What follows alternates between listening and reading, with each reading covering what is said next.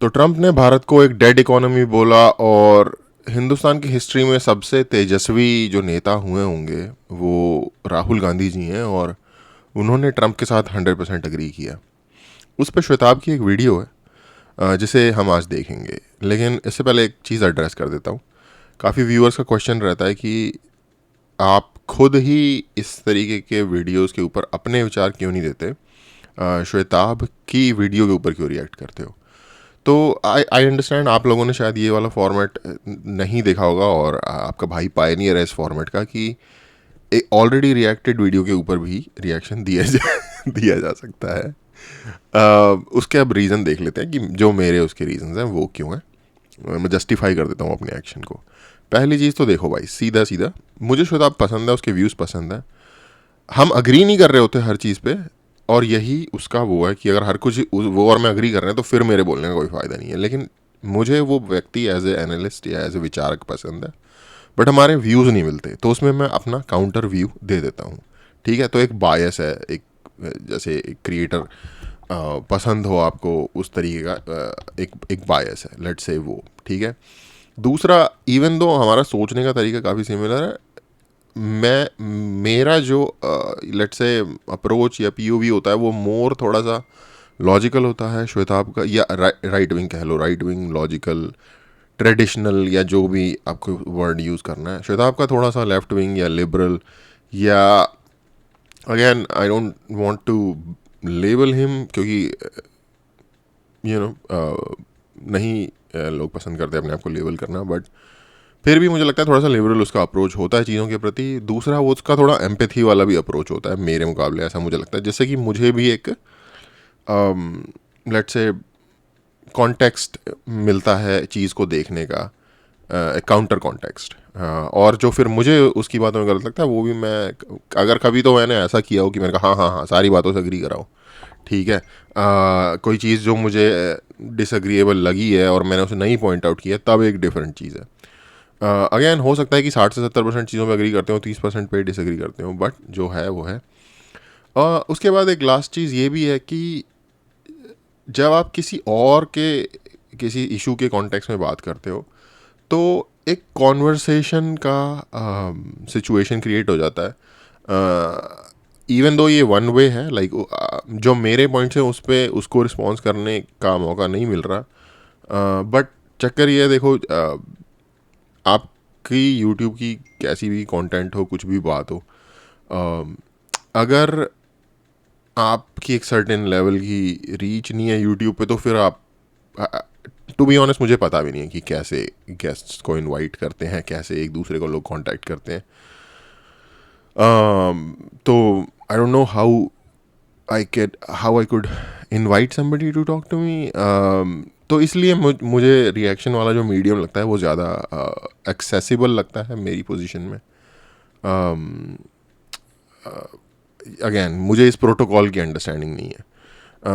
तो ये एक मेरा रीज़न है। एनीवे, वीडियो की तरफ चलते हैं, बहुत लंबा एक्सप्लेनेशन हो गया। हमारे साथ, I mean, everybody knows this, except the Prime Minister and the Finance Minister. Everybody knows that the Indian economy is a dead economy. I'm glad that President Trump has stated a fact. Why are you asking this question? ये कोई alternate reality में रहते हैं या क्या? कैसे है dead economy? Explain तो कीजिए राहुल जी। लाइक कुछ उसके मार्कर्स होंगे, कुछ उसके पैरामीटर्स होंगे, वो मीट होती है। आप इन्होंने फैक्ट बोला है, इसमें हैरानी की क्या बात है? कैसे? देखो, अंग्रेजी का एक मुहावरा है, extra ordinary claims need extra ordinary proofs.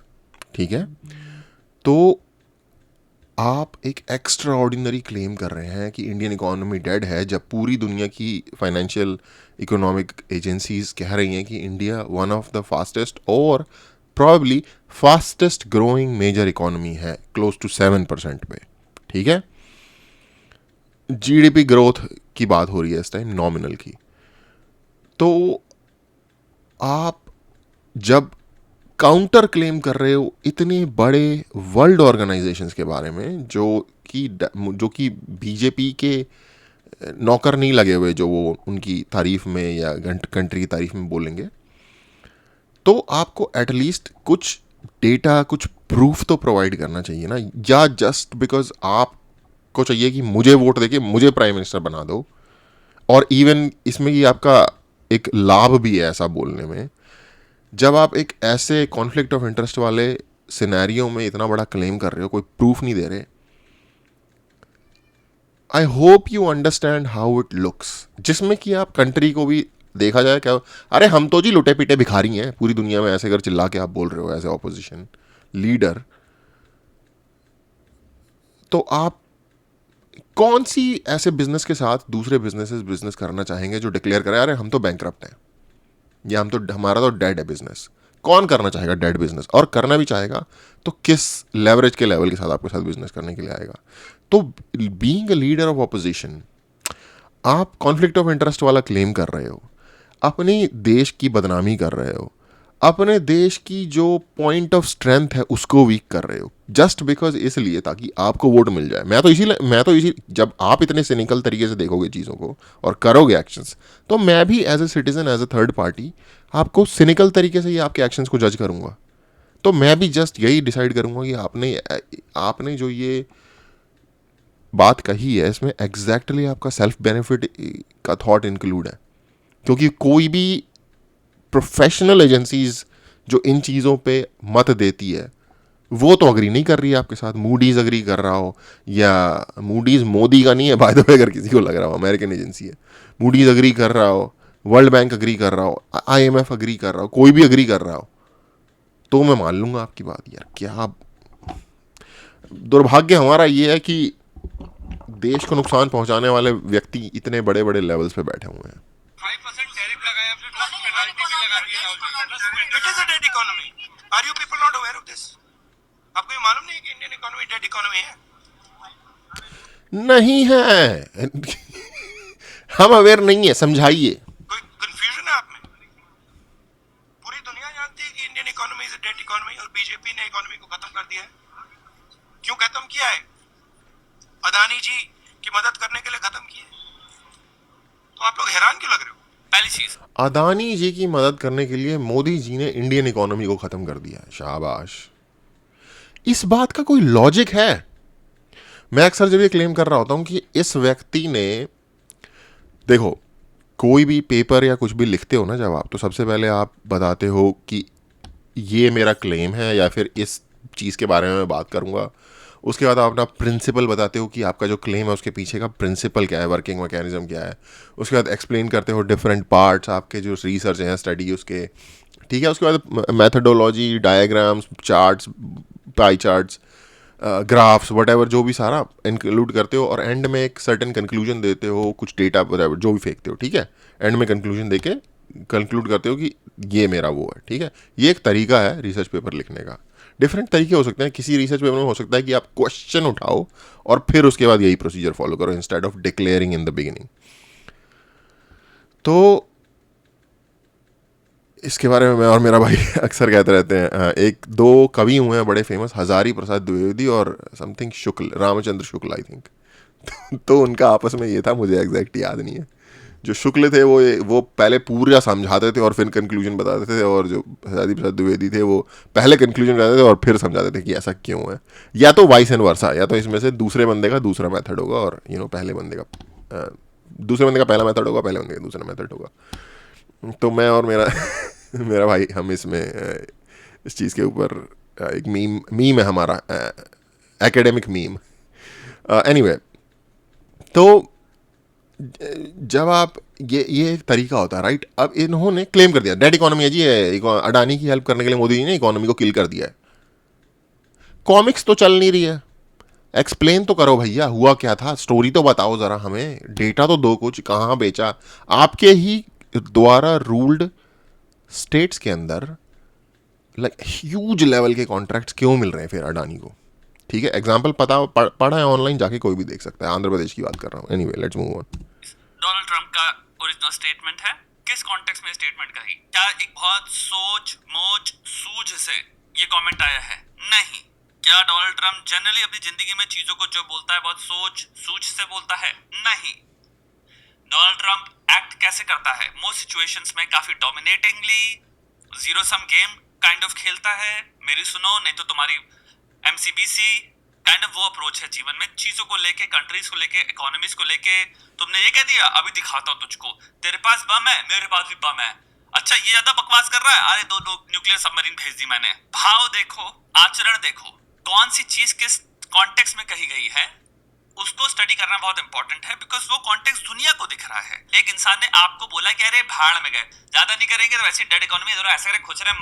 Exactly मैंने क्या बोला था, यही बोला था ना जब हमने इस ओरिजिनल डोनाल्ड ट्रंप वाली स्टेटमेंट के ऊपर श्वेता का वीडियो रिएक्ट किया था, कि उसका कहने का मतलब है कि भाड़ में जाओ, बेसिकली नहीं करनी हमसे बात, भाड़ में जाओ, नहीं बनना हमारा दोस्त, भाड़ में जाओ। ठीक है, लॉन्डे लेवल का, स्कूल के लेवल का, टीनेजर लेवल का नहीं होता कि अबे हमारे साथ निकलेगा भाग यहाँ से, भाड़ में जाओ, मत खेल हमारे साथ। ठीक है, ये वो वाले लेवल का है। डोनाल्ड ट्रंप की सिंसियरिटी, रिस्पेक्टेबिलिटी, अकाउंटेबिलिटी, बंदा ट्रूथ कितना ट्रू रहता है फैक्ट्स और डिटेल्स के साथ, इन बारे में क्या इज्जत है पूरी दुनिया में, ये मुझे आप बता दो। प्रेसिडेंट है वो यूएसए का, ये एक डिफरेंट चीज़ है, ये भी भाग्य की विडंबना। और अगेन मैं अग्री करता हूँ कि ये जीता, मैं अभी भी इस बात के साथ अग्री करता हूँ कि कमला के जीतने से मुकाबले ये जीता, ये बहुत बेटर हुआ, क्योंकि जो उसके रिजल्ट्स होते ना वो बहुत ज़्यादा दूरगामी होते और जिसका इंडिया को भी नुकसान होना ही था एट सम पॉइंट। तो एनीवे वो एक डिफरेंट टोटल टॉपिक डिस्कशन है। क्या रिस्पेक्ट है ईयू में ज़ेलेंस्की के साथ, आपने देख लिया जो हुआ था डिबेकल साउथ अफ्रीका वाला, अगर आपने नहीं देखा है साउथ अफ्रीका के प्रेसिडेंट के साथ, जो भी उसका नाम है, हालांकि वो भी अपने लेवल के ही धूर्त और क्या बोलूँ उसे यार, हिपोक्रेट है साउथ अफ्रीका वाले भी, जो अपनी कंट्री में वो कर रहे हैं। लेकिन एपिसोड तो आपने देख लिया ना किस लेवल का डिप्लोमेटिक, किस डेफिनेशन के अंदर वो चीज़ आती है। डील विद द डेविल जो एक आपने सुना होगा फिनोमिनन, वो जो राहुल गांधी जी जो कर रहे हैं ना इस वक्त, उसको 1% को डिफाइन नहीं करता। हजारों डील्स विद द डेविल जब हो जाएंगी ना, तब जाके उस लेवल की हिपोक्रेसी का एक्सप्लेनेशन बनेगा जो अभी कर रहे हैं Rahul Gandhi ji. I am sorry, ये आई मीन हार्श क्रिटिसिज्म है, बट जो ये कर रहे हैं उसकी और कोई एक्सप्लेनेशन नहीं बनती। इस भाव से बोली गई है तो कॉन्टेक्स्ट इंसल्ट है। जब कॉन्टेक्स्ट ए स्टेटमेंट का इंसल्ट, फ्रस्ट्रेटेड इंसल्ट भी ये नहीं कि जो मजे लेने वाले या फिर छाप मारने वाली इंसल्ट होती है जिसमें कि बंदा एक डोमिनेंट पोजीशन में होता है। ये तो तंग आके फ्रस्ट्रेट होके की गई इंसल्ट है, इस टाइप की।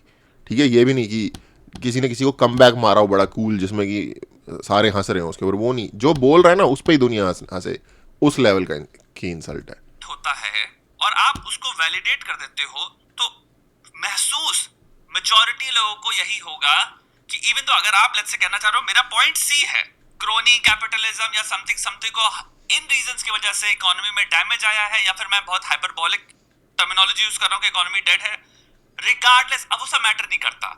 लोग बी पॉइंट से ही इसको समझेंगे, जो डिस्पैरेजिंगली कहा है, बदतमीजी से कहा है, गिराते हुए कहा है कि भाड़ में गया। एक तरफ एक टाइम पे एक इंसान जो दोस्त बना करता था इतने टाइम से, जो हमारे कहता था भैया मोदी मेरा बहुत अच्छा दोस्त है, ये है वो है, हमारे इंडिया से बहुत अच्छे रिलेशन है, जाडा जाडा जाडा, उसने अपनी औकात दिखा दी, अब अपने मुंह से। अबे उतना पीछे क्यों जा रहे हो 2019 और उससे पहले यार। अबे इलॉन मस्क का कितना बड़ा दोस्त था वो, उछल रहा था इलॉन मस्क उसके स्वेरिंग सेरेमनी में, और डिफरेंट जो प्रमोशनल उसके होते थे रैलीज उसके अंदर। देखो ट्रंप के बारे में अगर किसी को नहीं अभी तक ये समझ में आया, भाई ये बहुत क्लियर था पहले दिन से, ये बंदा कोई दोस्त वोस्त नहीं है। पहली बात तो देखो यार, जियो पॉलिटिक्स में दोस्त कोई नहीं होता। रशिया हमारा बहुत अच्छा दोस्त है, बीच बीच में कभी कभार वो भी पाकिस्तान के साथ किसी न किसी तरीके की दोस्ती, अंडरस्टैंडिंग, वॉर प्रैक्टिसेस, ये वो एक्सरसाइजेज, ये सब भी करता रहता है। ठीक है, कोई ऐसा कोई दोस्त नहीं होता। जापान बहुत अच्छा दोस्त है, उसकी इन्वेस्टमेंट पाकिस्तान में नहीं है। ठीक है, तो ऐसा कोई दोस्त दुश्मन का उतना कोई कॉन्सेप्ट नहीं होता, अनटिल अनलेस कोई ऐसी लॉन्ग टर्म राइवलरी चल रही हो तो दुश्मनी हो सकती है, पर दोस्ती का कोई ऐसा परमानेंट कॉन्सेप्ट नहीं है। ठीक है, इंग्लिश स्पीकिंग कंट्रीज़ का कहा जाता है, एंग्लोफोन कंट्रीज हैं भाई, उनकी एक सैकड़ों साल पुरानी दोस्ती है। जितनी गालियाँ यूके को पड़ी होंगी ट्रंप के द्वारा और कनाडा को, क्या घुस जा आगे कब्जा ही करने की बात कर ली, कहाँ गई दोस्ती भाई, रिस्पेक्ट कहाँ गई। तो इंडिया के साथ तो भाई कुछ भी नहीं हुआ है। इंडिया के साथ तो डिसरिस्पेक्ट का लेवल एक वो है कि डायरेक्ट डिसरिस्पेक्ट भी नहीं हो रही, मतलब किसी ना किसी चीज़ के सहारे से हो रही है। अभी डेड इकोनॉमी बोल दिया, उसमें रशिया को भी इंक्लूड करके बोल रहा है, ठीक है। तो अभी तक भी इंडिया के साथ जैसे कहते नहीं है कि एक रिमार्क मारना, टॉन्ट मारना, उस लेवल से चीज़ें चल रही हैं। डायरेक्ट जैसे जिस लेवल की बेइज्जती कनाडा या यूके की या इनके अपने दोस्तों की इन्होंने की है, यूरोप की, कि ये साले हम भिखारी हैं, हम पे डिपेंड है, पूरी इनकी डिफेंस हमारे ऊपर डिपेंड है, उस लेवल पे बात तो अभी इंडिया के साथ गई ही नहीं है। से दिखा दिया उसने वो कौन है, वो कैसे सोचता है। ये भी एक बैकग्राउंड कॉन्टेक्स्ट हो गया। अगर आप वो सेम स्टेटमेंट को कॉपी करके कह रहे हो उसमें गलत क्या कहा है, तो आप लोगों को ऐसे सुनाई देगा, हो सकता है कि भाई आप कह रहे हो कि भाई अगर किसी ने आपकी बेइज्जती कर दी, भारत की बेइज्जती कर दी, भारतीय की बेइज्जती होगी, उसमें गलत क्या है, क्यों, कैसे कह सकते हो। बहुत सारे लोगों को गलत नहीं लगेगी। यहाँ पे मैं एक सिंपल ऑब्जेक्टिव साइकोलॉजिकल कॉन्टेक्स्ट से बात कह रहा हूँ। भाई ऑपोजिशन का काम है ऑब्वियसली अपोज करना, चैलेंज करना, क्रिटिक करना, बढ़िया पॉइंट्स देना, ये सब काम है हर ऑपोजिशन का दुनिया में। बट यहाँ पे आपको ये नहीं भूल जाना चाहिए सामने वाला आपकी तौहीन कर रहा है, उस तौहीन से अगर आप अग्री कर रहे हैं तो आप समझ रहे हो ना, वो चीज किसी को मुंह में अच्छी नहीं लगेगी, स्वादिष्ट नहीं लगेगी, वो खटास ही लगेगी, उसकी बिटर ही टेस्ट करेगी वो, कि भाई तू वो गाली बक रहा है, तू कह रहा है हाँ सही तो बोल रहा है वो। ये वो वाली है कि तुम्हारे बाप को आके कोई गाली दे दो और तुम कहो हाँ भाई तुम सही कह रहे हो, मेरा बाप तो ऐसा ही है। यार अगेन यार, मेरे राहुल गांधी के मेंटल कैपेसिटी के बारे में क्या विचार है कि मेरा क्लेम है, आज तक भी, अभी तक तो मैं गलत साबित नहीं हुआ हूँ। जो मैं बता रहा था ना, एक तरीका होता है अपनी बात रिसर्च को क्लेम करने का। रिसर्च क्या है बेसिकली, एक क्लेम ही है ना जिसके साथ आप क्लेम दे के साथ में प्रूफ्स देते हो। रिसर्च पेपर यही होता है बेसिकली। मैंने आज तक राहुल गांधी की कोई भी कॉम्प्रिहेंसिव क्लेम कभी सुना ही नहीं है जिसमें कि वो कोई क्लेम करें, रीजंस एक्सप्लेन करें, फाइनल कंक्लूजन दें। ये एक प्रॉपर बिगिनिंग टू एंड एक आपका एक्सप्लेनेशन होती है किसी चीज़ की। मैंने comprehensive argument, let's call it comprehensive argument, मैंने राहुल गांधी के मुंह से आज तक एक सिंगल इंस्टेंस का कॉम्प्रिहेंसिव आर्ग्यूमेंट नहीं सुना। और डिलूजन या मिसअंडरस्टैंडिंग का लेवल अगर आपको देखना है ना, तो अर्नब के साथ इसका एक इंटरव्यू है, वो देखना। उस वक्त ये कोई बच्चे नहीं थे, क्लोज टू 40 ईयर या maybe even past 40 year age के व्यक्ति रहे होंगे। आर्ग्यूमेंट्स में कोई तारतम्य, कोई सिंक्रोनाइजेशन कुछ नहीं है। इधर से उधर, उधर से इधर, कौन सी बात किससे जोड़नी है कुछ नहीं पता। इंपॉर्टेंट चीज भी एक ये है कि अगर कोई इंसान गाली बकने वाला क्रेडिबिलिटी से आ रहा है और जो वो बोल रहा है वो गाली के भेस में बोल रहा है, लेकिन वो बात सही है, तो भी मैं समझ सकता हूँ। यहाँ पे आप बात किसी कर रहे हो, एक मगरमच्छ की कर रहे हो, मेरी बात समझ रहे हो। एक मगरमच्छ आपको गाली बक रहा है, मगरमच्छ नहीं, गिरगिट, अपनी औकात दिखाई है, अपना भेस हटा के उसने अपनी औकात दिखा दी। अब आते हैं ऑब्जेक्टिवली सेकंड पॉइंट पे कि क्या Indian economy, I can't even believe this, कि एक्चुअल में क्वेश्चन है कि क्या इंडियन इकोनॉमी, तब मूर्ख वाली बात होगी ना भाई। और ये क्वेश्चन प्रकट कहां से हुआ? एक मूर्ख रिमार्क से, एक इंसल्टिंग रिमार्क से। एक इंसान जो अमेरिका का प्रेसिडेंट है, जो कि जिसकी पर्सनालिटी अगर आप स्टडी करोगे तो आपको समझ में आएगा, घंघोर नार्सिसिस्ट, घंघोर चिड़ा हुआ इंपल्सिव साइकोपैथिक नार्सिसिस्ट व्यक्ति है। उसने आपको एक बदतमीजी वाली बात कही है। साइकोपैथ में नहीं कहूंगा, नार्सिसिस्ट तक है। नार्सिसिस्ट में तो ये तो कोई नई बात भी नहीं है, 2019 में भी बहुत सारी इसके ऊपर रिसर्च आ रखी है। द फैक्ट दैट लोगों को भी स्टडी करना पड़ रहा है, क्या एक Indian economy dead, are you like, दिमाग कोई इंसान कहे अबे ये साला अब बैठ के स्टडी करे क्या ये वो बात हो गई। अबे ऑब्वियसली डेड नहीं है, ऑब्वियसली। अब एक और पॉइंट पे आते हैं ऑब्जेक्टिविटी के। काउंटर रिमार्क बहुत सारे लोग देते हैं, जीडीपी स्टडी करने का, ये करने का, वो करने का। ऑपोजिशन को अगर रिमार्क रखना है तो यार ये वो है, सूरज से स्नो बरस रही है, इसका कौन स्टडी करेगा यार। बंदा कहता है जा यार तू मेरा दिमाग मत चाट, ये इसका जवाब। कोई रिसर्च विसर्च का कोई जवाब नहीं इसका। जैसा मैंने कहा, extraordinary claims need extraordinary proof. इन चीज़ों का कोई जवाब नहीं यार। बोलने वाला कुछ भी बोल देगा, मैं भगवान हूं दुनिया का सबसे बड़ा, कर लो उसको, अब करते रहो उसको डिसप्रूव। वो क्या हो सकते हैं? वो हो सकते हैं कि भाई आप मे बी इकोनॉमिक्स में जीडीपी को सिर्फ मार्कर रख के ना देखो। जीडीपी को इकोनॉमिक्स के अंदर ही बहुत स्ट्रॉन्ग क्रिटिसिज्म्स हैं उसके। ये तक भी आर्गुमेंट मेक किया जाता है कि जीडीपी एक्चुअली में बताता भी नहीं है कि लोग की जिंदगी कैसी चल रही है, लोग का लाइफस्टाइल कैसा है, लोग की जीवन वो कैसा महसूस कर रहे हैं वो एक्चुअल में रिफ्लेक्ट ही नहीं करता जीडीपी। आप एक काम कर सकते ये इस तरीके से चीज़ें काम नहीं करती। रिफ्लेक्ट ही नहीं करता या रिफ्लेक्ट ही करता है, ये नहीं होता। जीडीपी एक मार्कर है जो कि समवट इंडिकेशन देगा आपको, ठीक है। उसका मैं आपको रीज़न बताता हूँ क्यों अमीर लोग ज़्यादातर उन देशों में ही हैं जिनकी जीडीपी बड़ी है। दुनिया के लेट से 5 बड़ी जीडीपीज कौन सी हैं? India, India USA, China, Japan, India और जर्मनी, राइट। आई थिंक हमने ओवरटेक कर दिया जर्मनी को लेटली। एनीवे, ठीक है। इंडिया क्योंकि एक बहुत ही ज़्यादा लाइक डिस्प्रोपोर्शनेटली डिवाइडेड हैं लोग, लाइक उसमें और बहुत ज़्यादा पॉपुलेशन है, तो लेट्स से और अगेन जो बड़ी होने के बावजूद भी लाइक देखो 2 बड़ी जीडीपी जो है ना, जैसे यूएसए है लाइक 28-30 ट्रिलियन के आसपास है, राइट। चाइना है 18 से 20 ट्रिलियन के आसपास है। उसके बाद जो जापान है ना वो सीधा 18-20 से डायरेक्ट 5 पे आता है। तो जो तीसरे नंबर का लेवल है ना वो जंप बहुत ज़्यादा नीचे है, और इंडिया की 4 है तो वो और 1 ट्रिलियन पीछे हो गया। तो जो गैप है ना पहली, दूसरी और तीसरी, चौथी के बीच में, वो बहुत ज़्यादा इनॉर्मस गैप है, राइट। जिसको पार करने में आई डोंट नो ठीक ठाक टाइम लग जाएगा, डेकेड के आसपास या उससे भी ज़्यादा शायद लग सकता है तीसरी या दूसरी का जो लेवल है वो अचीव करने के लिए। तो तीसरी तो नहीं, दूसरी का लेवल अचीव करने के लिए, या इवन तीसरी में भी आप दूसरी के क्लोज हो वो लेवल भी अचीव करने के लिए। तो वो गैप होने के बाद इवन दो हम नंबर हमारा चौथा है, हम हैं बहुत ज़्यादा पीछे चाइना और यूएसए से इकोनॉमी के साइज़ में, लाइक 5-6 गुने का साइज़ का फ़र्क है। तो और पॉपुलेशन जो है वो उनसे ज़्यादा है, ठीक है। तो जो पैसा है वो छिड़का गया जब आपने, तो सब तक उतना पहुंच नहीं पाया बेसिकली, अगर आप देखो डिवाइड करो पर कैपिटा जीडीपी पे। उसके अलावा जितनी भी कंट्रीज हैं, इवन चाइना भी 10-12 हज़ार डॉलर पर कैपिटा साल की इनकम की कंट्री है, जिसको रिच नहीं तो मिड इनकम इकोनॉमी तो कहा ही जा सकता है। तो जीडीपी है एक रिलायबल मार्कर, ऐसा नहीं है कि उसे आपको पता ही नहीं चलता, आपको पता चलता है।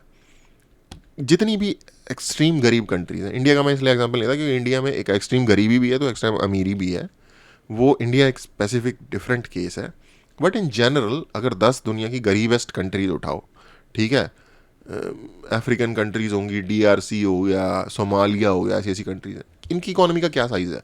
बहुत ह्यूमंगस कंट्रीज हैं ये साइज़ और रिसोर्सेज और हर चीज़ में, फिर भी टाइनी इकोनॉमी है, ठीक है। तो GDP as a marker impact रखता है। उसके दोनों जो साइड्स हैं, पीपीपी नॉमिन और जीडीपी नॉमिनल और GDP PPP purchasing power parity, वो दोनों ही सम प्रोवाइड करते हैं कुछ इंडिकेटर्स, जिससे आपको अंदाज़ा हो जाएगा कि पैसों के मामले में ये देश कैसा कर रहा है, इकोनॉमी के मामले में ये देश कैसा कर रहा है। वो कोई इतनी बेमतलब की चीज़ नहीं है। चैट जीपीटी पे जाओ और सिंपल टाइप करो कि भाई what are the criticisms of GDP in economy. Criticism किसी भी चीज़ के हो सकते हैं, इसका मतलब आर या पार नहीं होता, जीरो सम गेम नहीं है, या तो ये यूजफुल 100% है या तो 0% है। नहीं, ये एक मार्कर है जो आपको एक सर्टेन इनसाइट देगा, कंप्लीट इनसाइट देगा नहीं, ऑफ कोर्स ये बात। और आप उनको डिटेल में पढ़ सकते हो खुद से। एक तरीका हो सकता है सोचने का कि भाई मैं व्यक्ति हूं जो कि एक नागरिक है इस देश का, तो एज अ नागरिक मेरे घर के बाहर की रोड कैसी है, सुविधाएं क्या मिल रही है मुझको। आपको जज करना चाहिए आपकी इकोनॉमी को मेरे ख्याल से आपके जीवन के क्वालिटी की पर्सपेक्टिव से। कहने को भाई जापान की इकोनॉमी इंडिया से नीचे है, जीडीपी के पॉइंट ऑफ व्यू से भाई नहीं है नीचे, तो 3rd नंबर की इकोनॉमी, उनकी 5 ट्रिलियन प्लस की इकोनॉमी है। हम यानी जापान से बेटर वर्क कर रहे हैं नहीं, क्या? जीडीपी में जब आप जनता की बेटरमेंट देखते हो तो आप जीडीपी का पूरा ओवरऑल साइज के मुकाबले जीडीपी पर कैपिटा ज़्यादा इंपॉर्टेंट होता है, तो आप वैसे देखते हो। आप एक एवरेज जापानीज 2000 सिटीजन्स को अक्रॉस जापान के जितने भी प्रोविंसेस या जो भी जगहें हो गई उनके देखो, और अक्रॉस रैंडम 2000 इंडियंस को उठाओ regardless of socio economic status, और अगर आप देखो कि उन सब की जिंदगी में दिनचर्या में जो भी सुविधाएं उनको मिली हैं, पहला हो गया सुविधाएं, बहुत अच्छा मार्कर हो गया। दूसरा अपॉर्चुनिटीज, यानी कि नॉट ओनली क्या चीजें मैं ग्रांटेड लेके बैठा हूं कि मुझे मिला हुआ है, प्लस मैं कितना महसूस करता हूं जो भी मेरी एम्बिशन है उनको मैं पा सकता हूं। कितना आप बिलीव करते हो, आप जहां पे भी बैठे हो, कि यार जो भी मेरे सपने हैं हाँ मैं उनको साकार कर सकता हूं। ये भावना बहुत गजब भावना है, जिसे आप कहोगे मुमकिन है, मुमकिन है, जो भी मेरा सपना है, हाँ मुमकिन है, मैं कर सकता हूँ। और इसी बात पे एक इंपॉर्टेंट डिस्टिंक्शन, इवन तो मैं जैसे बात कर रहा हूँ, मैं कह रहा हूँ मैं पा सकता हूँ, बोलने में ऐसा लग रहा है शायद मैं लड़कों के पर्सपेक्टिव से बात कर रहा हूँ। ये भावना दोनों के लिए इक्वली कितनी पॉसिबल है, ये भी बहुत इंपॉर्टेंट है कि समाज। ओके, मैं जापान की बुराई नहीं करना चाहता यहाँ पे। Japan is probably one of my top 3 favourite countries in the world. लेकिन जापान में फेमसली, या कौन सा होता है वो नेगेटिव, जब नेगेटिवली फेमस होते हो आप, उस तरीके से एक वर्ड फेमस है कि कॉरपोरेट स्ट्रक्चर जो होता है उसमें एक बहुत ही ज़्यादा मेल ड्रिवन और मेल डोमिनेशन का एनवायरनमेंट है। इसके ऊपर रिसर्चेज हो रखी हैं। जापान की बात कर रहा हूँ, इंडिया की हम इसमें बात ही नहीं कर रहे, ठीक है। इंडिया से हम ना कंपैरिजन कर रहे हैं। और दूसरी चीज़, वर्क कल्चर वहाँ का इतना टॉक्सिक है, लोग फैमिली नहीं क्रिएट कर पाते। आपने सुना होगा जापान का जो पॉपुलेशन क्राइसिस है, उसके चक्कर में उसका एक बहुत बड़ा रिस्पॉन्सिबिलिटी उनके वर्क कल्चर को जानी जाती है। तो जैसा कि श्वेता आप कह रहा है, हमें कॉम्प्रिहेंसिवली देखना चाहिए कि लोगों की लाइफ कैसी है। तो भाई ये प्रॉब्लम्स उनकी सोसाइटी में भी एक डिफरेंट टाइप की प्रॉब्लम्स हैं, लेकिन एग्जिस्ट करती हैं। ये स्पेसिफिकली इस टाइप की जो ये एक टॉक्सिक वर्क कल्चर की जो प्रॉब्लम्स है ना, ये ज़्यादातर ईस्ट एशिया में है, जो टू सम एक्सटेंट अब लाइक ट्रिकल इन करके इंडिया में भी आ रही हैं। जो आप सुनते रहते हो कि 12-12 घंटे काम कर रहे हैं, उस हिसाब का रेमनरेशन मिल नहीं रहा है। तो ये है भाई प्रॉब्लम्स, वहाँ पे भी प्रॉब्लम्स है, ऐसी बात नहीं है सब कुछ हंकी डोरी नहीं है। समाज में सिर्फ मर्द ये महसूस ना करे कि सेम भाव में जितना मर्द महसूस करता है कि जो भी मैं, मेरी इच्छा है, जो भी मेरे सपने हैं, जो भी मेरी ड्रीम्स हैं, जो भी मेरी एम्बिशंस हैं, हाँ यार, इस पृथ्वी में रह के जो भी मेरा लैंड है मैं पा सकता हूँ।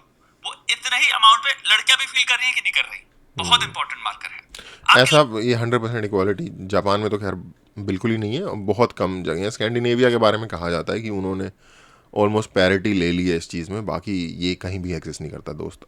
But yes, I think Shwetab जो पॉइंट मेक करने की कोशिश कर रहा है वो ये है कि रैंडम 2000 बंदे अगर जापान के उठाओगे तो वो इन कंडीशंस पे बेटर परफॉर्म कर रहे होंगे इंडिया से। तो इवन दो हमारी इकोनॉमी जापान से बड़ी है, जो कि factually bye the way he didn't get it right, नहीं है हमारी बड़ी। तो इवन दो हमारी बड़ी है इसके आर्ग्यूमेंट में, लेकिन जापान ज़्यादा अच्छा कर रहा है।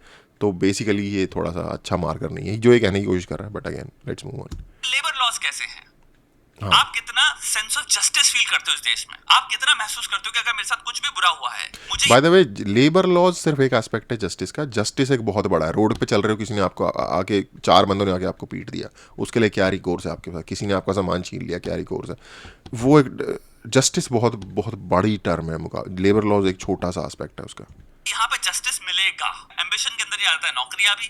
कितना आप बिलीव करते हो कि भाई मुझे नौकरी मिल सकती है? कितना बिलीव कर सकते हो मैं यहाँ पे नौकरी करके कितना भी चाहूँ उतना कमा सकता हूँ? अगर मैं मेहनत करूंगा तो मुझे पैसा मिलेगा ही मिलेगा। तीसरा आगे वापस जस्टिस, यानी अगर मैं नौकरी कर रहा हूँ, अगर मेरे साथ दुर्व्यवहार नहीं होगा, बेईमानी नहीं होगी, अगर मेरी कोई सैलरी नहीं दे रहा तो मैं एक्शन ले सकता हूँ, मुझे पता है मैं निकलवा लूंगा। जस्टिस दुर्व्यवहार और बेईमानी सोशल एस्पेक्ट्स हैं, निकलवा लेना लीगल एस्पेक्ट है।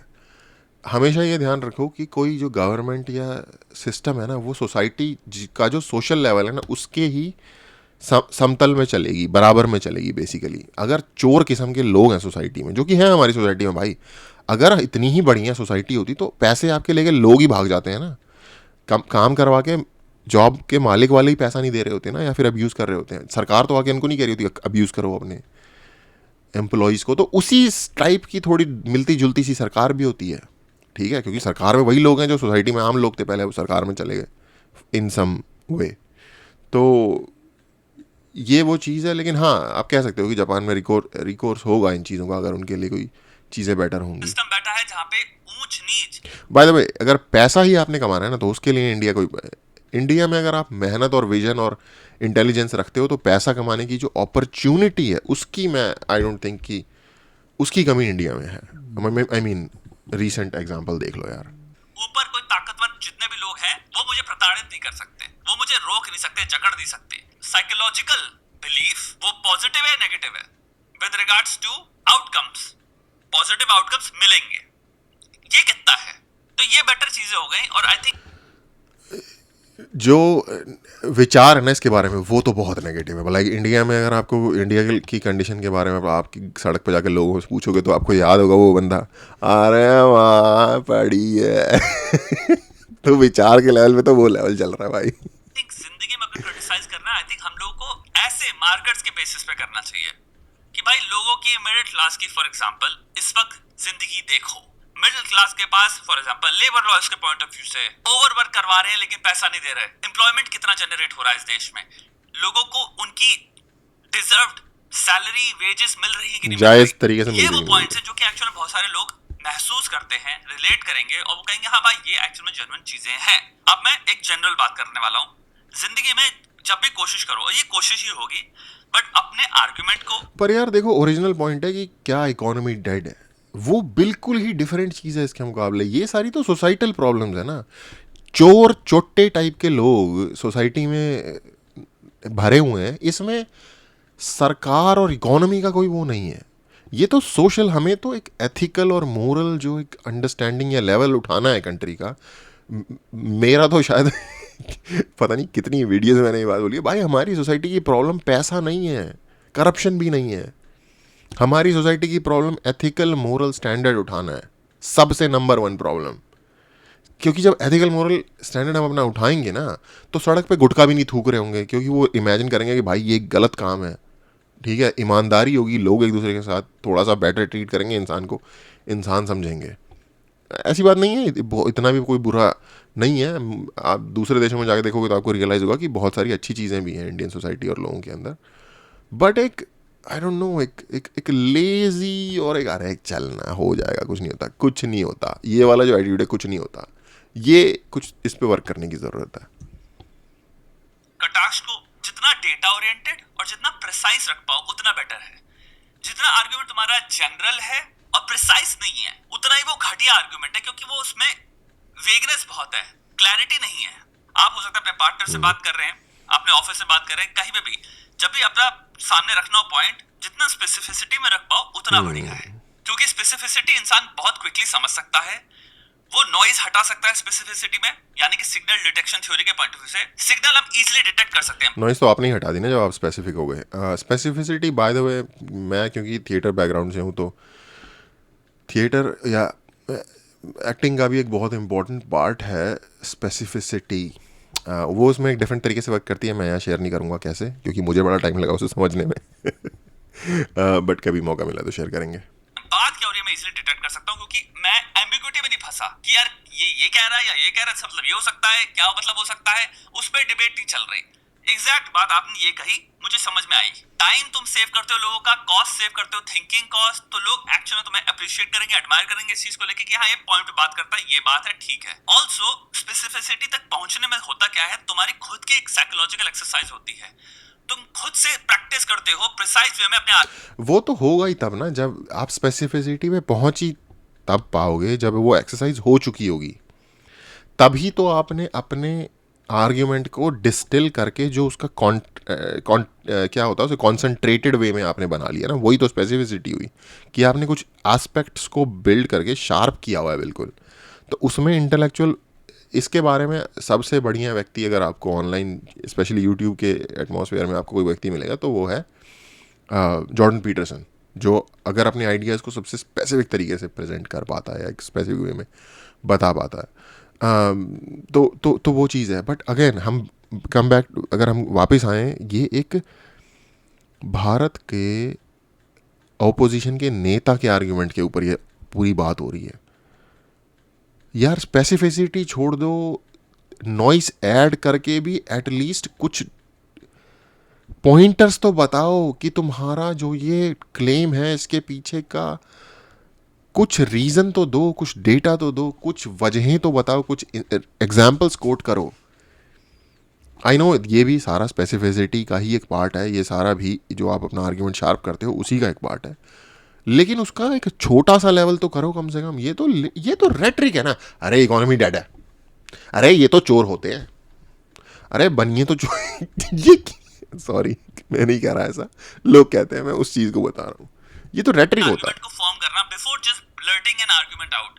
मैं देखता हूँ कमेंट सेक्शन में, भाई तुम मुझे देख रहे हो पता नहीं कितने टाइम से, तब भी मैं देखता हूँ क्रिटिकल थिंकिंग में बहुत कम लोग होते हैं जो कम्युनिकेट कर पाते हैं अपने आइडियाज, और बहुत सारे लोग होते हैं जो पता नहीं क्यों एड होमिनम में चले जाते हैं डायरेक्टली। मैं कहूँगा कोशिश करो जब भी कमेंट सेक्शन में या कहीं पे भी अपना आर्गुमेंट प्रेजेंट कर रहे हो, या तुम्हें कटाक्ष देना है किसी को, तो मेरा आर्गुमेंट क्या है पहले तुम दिमाग में डिसाइड करो, फिर उसको एग्जैक्ट पॉइंटर्स में प्रेजेंट कर पाओ। अगर उसमें इमोशनल एस्पेक्ट भी है तो वो भी इंक्लूड करो। अलग पॉइंट पे तुम कह सकते हो इमोशनल एस्पेक्ट ये हो सकता है एक चीज का। तुम्हारे communication in trying to formulate and think that way, तुम्हारे कम्युनिकेशन स्किल्स स्काई रॉकेट कर जाएंगे।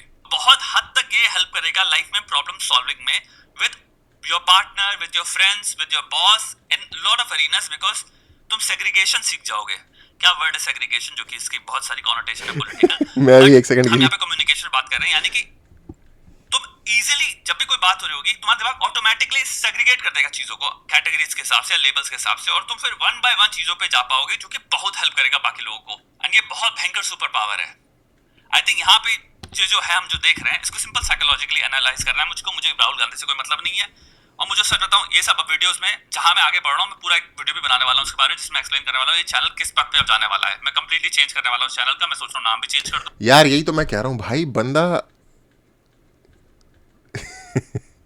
नई चीज़ें ऐड कर रहा है। और बाय द वे ये सबके साथ होता है, मुझे भी कई बार लगता है यार ना चैनल चेंज करना चाहिए, दिशा चेंज करनी चाहिए। एनीवे ये सुन के मुझे अच्छा लगा। मुझे लग रहा है कि मैं ही नहीं हूँ बस कंफ्यूज थोड़ा सा चीज़ों के बारे में। लाइक इतने एस्टैब्लिश्ड लोग जो ऑलरेडी ये चीज़ें कर रहे हैं वो भी थोड़ा कंफ्यूज हैं या हो जाते हैं किसी स्टेज पे, स्टेज वाइज आता है काम।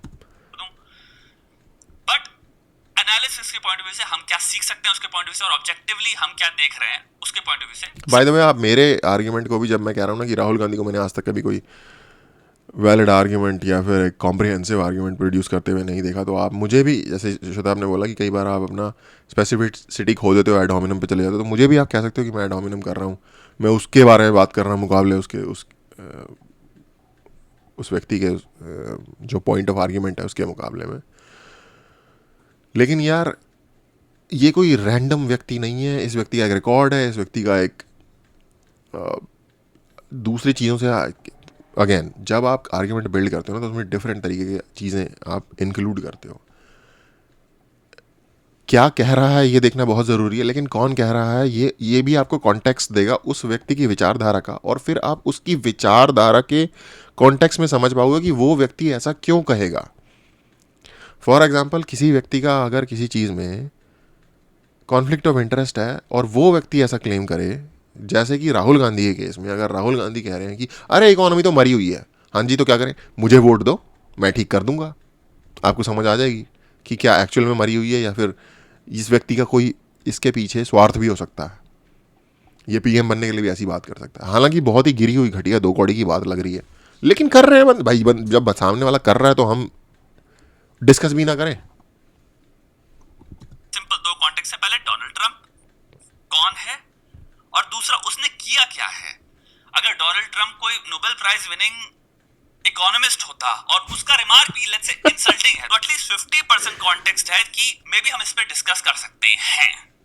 इवन दो ये रिमार्क इंसल्टिंग है, मैं इंसल्टेड हूं, बट हे कुछ क्रेडिबिलिटी है एटलीस्ट। इसका एग्जांपल मैं आपको बताता हूँ। जैसे मान लो कोविड के टाइम पे हर कोई कह रहा था अरे ये तो चाइना से आया है, ये तो वहाँ से आया, फलाने से आया, ढिमकाने से आया। उस टाइम पे कुछ बायोलॉजिस्ट जो थे, जो कि एस्टैब्लिश्ड अपनी फील्ड में रिस्पेक्टेड अवार्ड प्राप्त किए हुए थे उन्होंने लैवलिक थ्योरी दी। मेरे चैनल पे आपको ना, जब लैवलिक थ्योरी एक वैलिड थ्योरी नहीं थी उस टाइम की आपको वीडियो मिल जाएगी जब मैंने लैवलिक थ्योरी की बात की हुई है, और एक्सप्लेन किया हुआ है कि क्यों वो एक वैलिड थ्योरी है, या मैंने अपने रीज़न बताया कि क्यों मुझे वो एक वैलिड थ्योरी लगती है।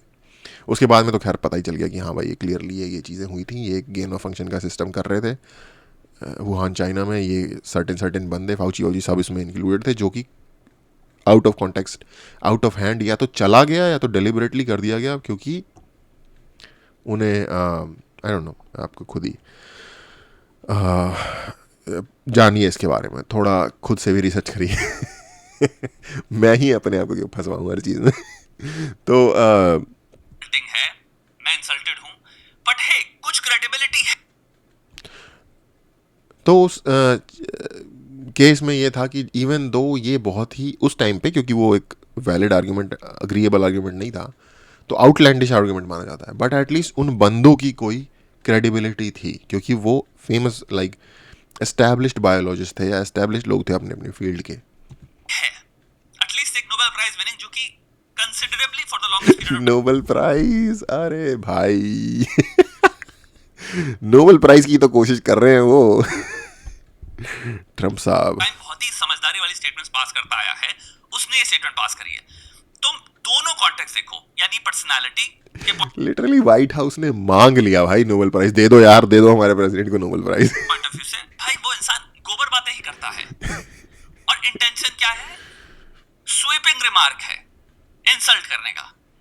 मे बी उसको बोरो मत करो क्रिटिसिज्म में। That's it, that's my video, I hope you enjoyed it. बाकी भाई ऐसे 50 वीडियोस और भाई वीडियो खत्म हो गया यहाँ पे इसका। सिंपल बात है यार, एक बड़ा फेमस ना गोयथे का एक जर्मन राइटर थे, गोयथे, पता नहीं गोयथे ही मुझे पता है, आगे Ludwig Goethe something, Ludwig Johann Goethe और समथिंग ऐसे ऐसे नाम था, जोहान वुल्फ गैंग गोयथे या समथिंग समथिंग कुछ ऐसे नाम था। उन्होंने किताब लिखी थी फाउस्ट। फाउस्ट में बेसिकली क्या होता है, कलाकार होता है जो कि सफल नहीं हो पा रहा होता लाइफ में, और वो उसके पास एक ऑप्शन आता है, उसके पास डेविल आता है और उसको बोलता है कि ठीक है तुम सफल नहीं हो पा रहे, तुम एक काम करो, तुम मुझे एक वचन दे दो कि जो मैं कहूँगा वो करोगे तुम, ठीक है, या फिर अपनी आत्मा मुझे बेच दो, कुछ इस तरीके से है, और मैं गारंटी देता हूँ कि तुम जिस लेवल की भी ऊंचाई पे अपने कैरियर में जाना चाहते हो जा सकते हो, बट तुम्हें अपनी सोल मुझे बेचनी पड़ेगी। इसको इसके लिए एक वर्ड है डील विद द डेविल का, ठीक है। तो ये वो वाला फिनोमेनन है। इसे एक फिनोमेनन कहा जाता है कि लोग बेसिकली सेक्रीफाइस कर देते हैं अपनी इंटेग्रिटी फॉर बेनिफिट्स या गेन्स, पर्सनल गेन्स, इन चीज़ों के लिए। तो ये इसको डील विद द डेविल वाला फिनोमेनन कहा जाता है, और ये बेसिकली वो है कि जब तुम्हारे पॉलिटिकल डिज़ायर्स को एक बात सूट कर रही है, तो तुम डोनाल्ड ट्रंप जैसे व्यक्ति का शायद एक सबसे बड़ा ऐसा क्लेम जिसका कोई बेसिस नहीं है, हेट और फ्रस्ट्रेशन से निकल के आया हुआ जो क्लेम है, उसको तुम गॉस्पेल ट्रूथ की तरह एडमिट कर ले रहे हो। अरे इसमें कोई गलती है, इसमें आपको कोई गलत बात लग रही है, डेड इकोनॉमी इंडिया की। अफसोस की बात यह है कि पीएम के ऑल्टरनेटिव की में हमारे पास ये व्यक्ति है। ये सबसे बड़ी अफसोस और किसी हद तक डर की भी बात है।